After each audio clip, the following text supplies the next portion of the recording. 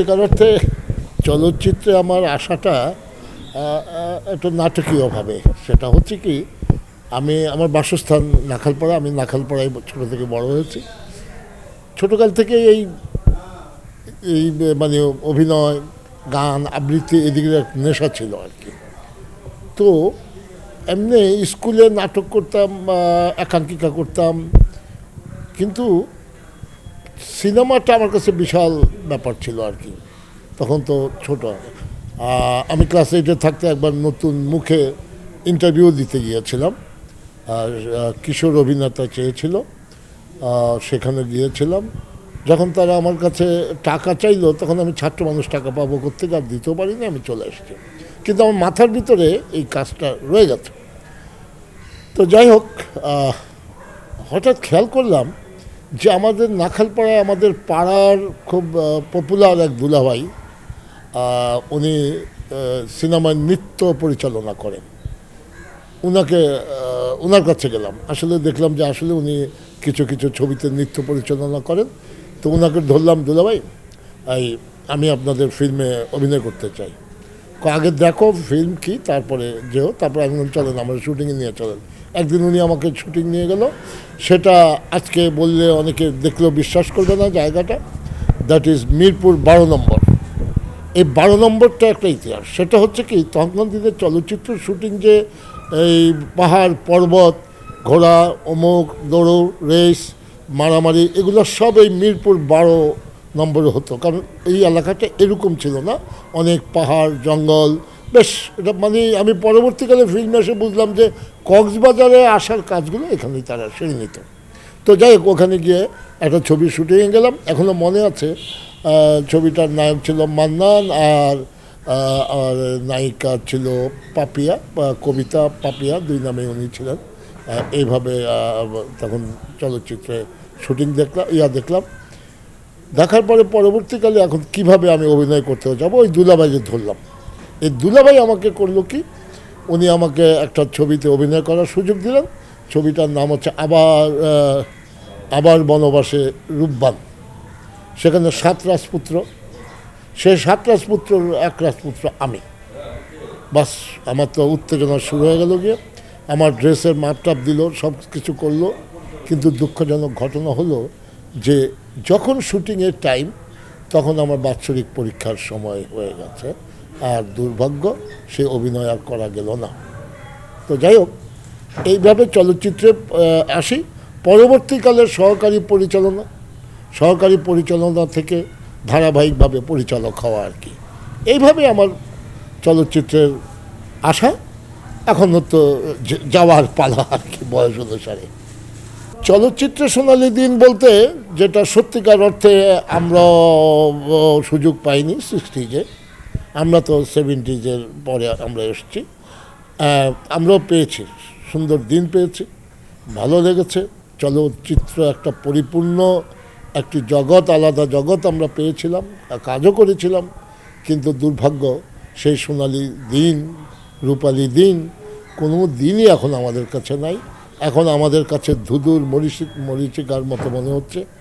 কিন্তু আমরা তো আশাবাদী মানুষ।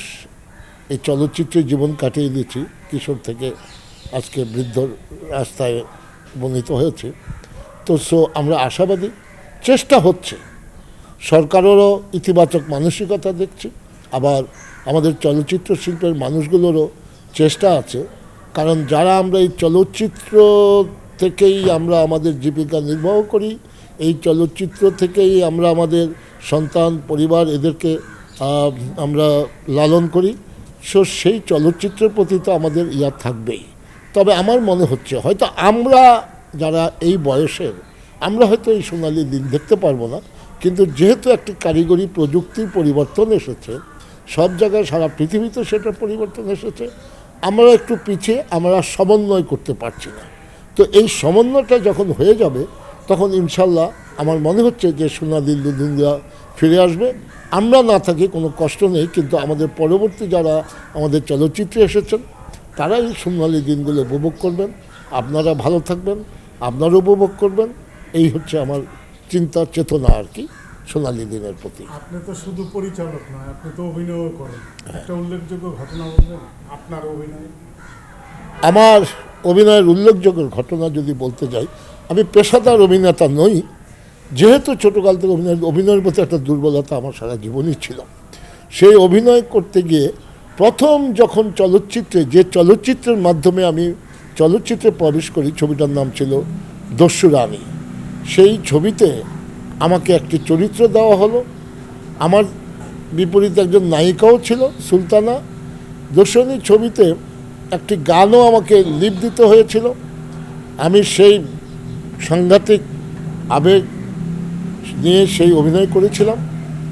কিন্তু দুঃখজনক ঘটনা কি জানেন, সেই অভিনয়ের যখন আমাদের তখন রাশ প্রিন্ট বলতো, যে মুক্তি দেওয়ার আগে ছবির যে রাশ প্রিন্ট দেখার পর আমি নিজেই সিদ্ধান্ত নিলাম ওই জায়গাটা তো আমার নয়, ওই জায়গাটা যারা আসলে শিল্পী, অভিনয় শিল্পী তাদের জন্যেই। তখন আমি সিদ্ধান্ত নিলাম ওর পরে যে না, আমি আর ওই ক্যামেরার সামনে থাকবো না, পিছনে চলে আসবো।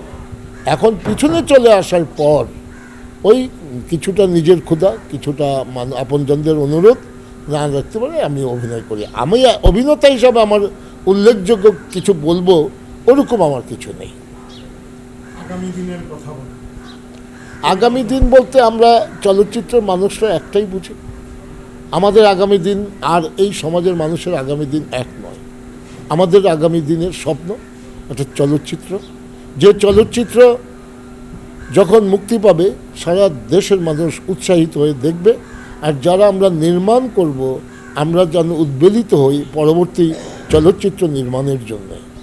মানুষ তো মরবে, এটাই সত্য, কিন্তু মৃত্যুর আগ পর্যন্ত চলচ্চিত্র শিল্পের মানুষদের একটাই চিন্তা চেতনা থাকে যে যে আমার চলচ্চিত্রটা যাতে মানুষ উপভোগ করে, আমার চলচ্চিত্রটা যাতে মানুষের গ্রহণযোগ্য হয়, মানুষ যাতে বিনোদন পায়, তাহলে আমিও তৃপ্তি লাভ করি।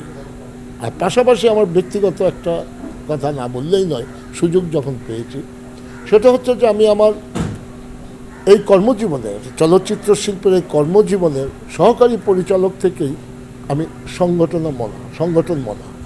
আমি সবাইকে নিয়ে থাকতে ভালোবাসি, সবাইকে নিয়ে একটা কিছু করার স্বপ্ন দেখি।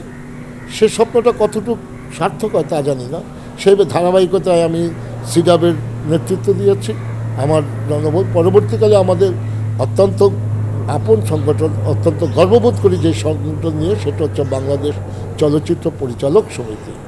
এটা আমার একটি প্রাণের সংগঠন। এটারও আমি বিভিন্ন সময় বিভিন্ন পদে থেকে জনগণের সেবা করেছি।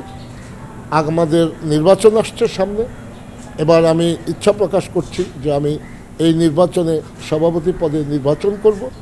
যদি আমার বিগত দিনের কর্মকাণ্ড বা আমার আপনজনেরা, আমার সম্মানিত সদস্যরা বুঝতে পারে বা মনে করতে পারে যে না, আমাকে দিয়ে তাদের কোনো কাজ হবে, তাহলে আমি মনে করি যে আমি খুব উপকৃত হব, এবং আমি জয়লাভ করলে আমার চলচ্চিত্র শিল্পের যা আছে সেটা তো আমার পক্ষে একা সফল করা সম্ভব নয়।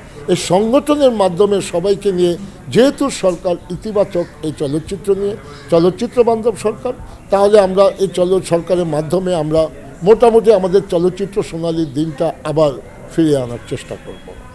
আমাদের বর্তমান অভিভাবক, ব্যক্তিগত অভিভাবক তো আছেই, কিন্তু জাতীয় পর্যায়ে আমাদের অভিভাবক বাংলাদেশের সফল প্রধানমন্ত্রী, আমাদের জাতির পিতা বঙ্গবন্ধুর সুযোগ্য কন্যা শেখ হাসিনা, আমাদের চলচ্চিত্র বান্ধব একজন প্রধানমন্ত্রী।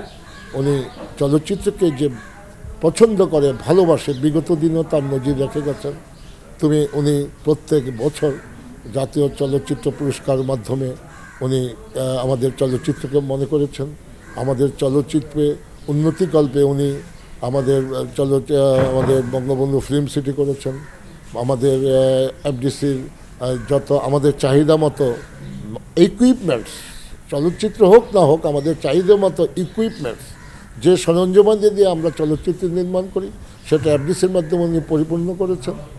এবং ওনার কাছে আমাদের এই যে একটা মহাবিপদ সারা বিশ্বের মতো কোভিড-19, সেই কোভিড-19 যখন সারা দেশের মানুষের হতাশায় নিমজ্জিত হয়েছিল, আমাদের চলচ্চিত্র সেটা এক প্রকার বন্ধ হয়ে গেছিল। সেখান থেকে এটাকে উত্তরণের জন্য উনি কয়েকদিন আগে সিদ্ধান্ত নিয়েছেন, বলেছেন 1,000 কোটি টাকা এই চলচ্চিত্র শিল্পের জন্য বরাদ্দ করতে। এই টাকা দিয়ে আমরা যাতে এই কোভিডের অবস্থা থেকে আমরা যাতে নিজেদেরকে আবার নতুন করে আমাদের যাত্রা শুরু করতে পারি, সে উনি পোষণ করেছেন। এই জায়গায় দাঁড়িয়ে আমি মাননীয় প্রধানমন্ত্রীর কাছে একটাই অনুরোধ রাখব যে আপনি নিজে আপনার যতটুকু করেছেন তার জন্য আমরা কৃতজ্ঞ, কিন্তু এই কাজটা যাতে অতি সত্বর ইমপ্লিমেন্ট হয়, তাহলে আমরা চলচ্চিত্রের লোক উপকৃত হতে পারবো। আপনার একার পক্ষে তো সারা দেশের ঘরে ঘরে কী হচ্ছে দেখা সম্ভব নয়, কিন্তু আপনার নির্বাচিত লোকদেরকে একটু বলবেন যে ত্বরান্বিত করে এই কাজটা যাতে সফল করে, তাহলে আমরা চলচ্চিত্র শিল্পের মানুষগুলো বাঁচব। নয়তো আমাদের এই চলচ্চিত্র শিল্প বন্ধ হয়ে গেলে আমাদের আর বেঁচে থাকার কোনো মূল্য নেই।